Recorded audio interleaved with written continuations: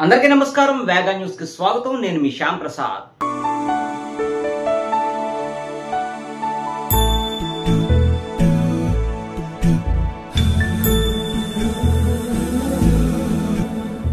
सुमनस वंदित सुंदरी माधवी चंद्र सहोदरी हेममयी मुनिगण वंदित मोक्ष प्रदायिनी मंजुळभाषिणी वेदनुते पंकजवासिनी देव सुपूजित सद्गुणवर्षिणि शान्तियुते जय जय हे मधुसूदन कामिनी आदि लक्ष्मी जय पालय माम्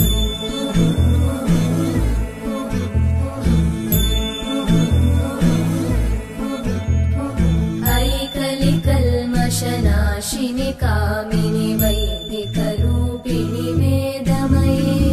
क्षीरसमुद्भव मङ्गलरूपिणि मन्त्रनिवासिनि मन्त्रनुते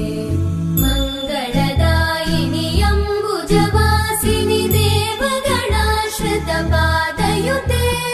जय जय हे मधुसूदन कामिनि धान्यलक्ष्मि जय पालय माम् जय वरवर्णिनि वैष्णवि भार्गवि मन्त्रस्वरूपिणि मन्त्रमये सुरगणपूजित शीघ्रफलप्रद ज्ञानविकासिनि शास्त्रनुते भवभयहारिणि पापविमोचनि साधुजनाश्रितपादयुते जय जय हे मधुसूदन कामिनि धैर्यलक्ष्मि जय पालय माम्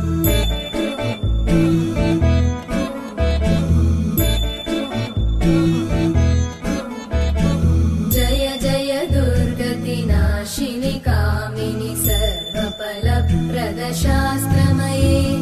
रथगज तुरगपदादि समानुत परिजन मण्डित लोकनुते हरिहर ब्रह्म सुपूजित सेवित तापनिवारिणि पादयुते जय जय हे मधुसूदन कामिनि श्रीगजलक्ष्मी पालय माम्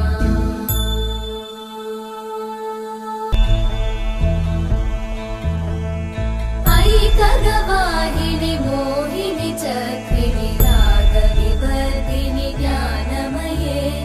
गुणगणवारिधि लोकहितैषिणि सप्तस्वरवरगाननुते सकल सुरासुर देव मुनीश्वर मानव वन्दित पादयुते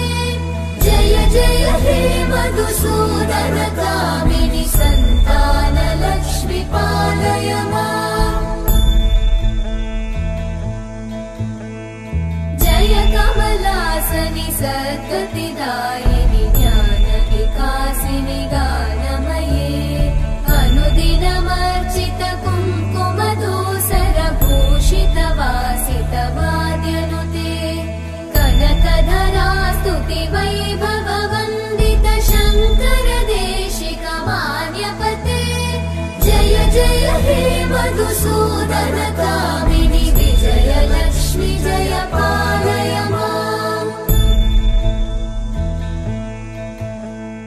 प्रणत सुरेश्वरि भारति भार्गवि शोकविनाशिनि रत्नमये मणिमय भूषित कर्णविभूषण शान्ति समावृत हास्यमुखे नवनिधिदायिनि कलिमलहारिणि काम्यफलप्रद हस्तयुते जय जय हे मधुसूदन कामिनि विद्या लक्ष्मि पालय माम् दिवि दिवि दिं दिवि दिं दिवि दिं दिवि दुन्दुभिनाद सुपूर्णमये धुम धुम धुम धुम धुम धुम धुम धुम शङ्खनिनाद सुवाद्यनुते మరిన్ని ముఖ్యమైన వార్తా విశేషాల కోసం వేగా న్యూస్ ని సబ్స్క్రైబ్ చేయండి, షేర్ చేయండి, లైక్ చేయండి. Thank you all.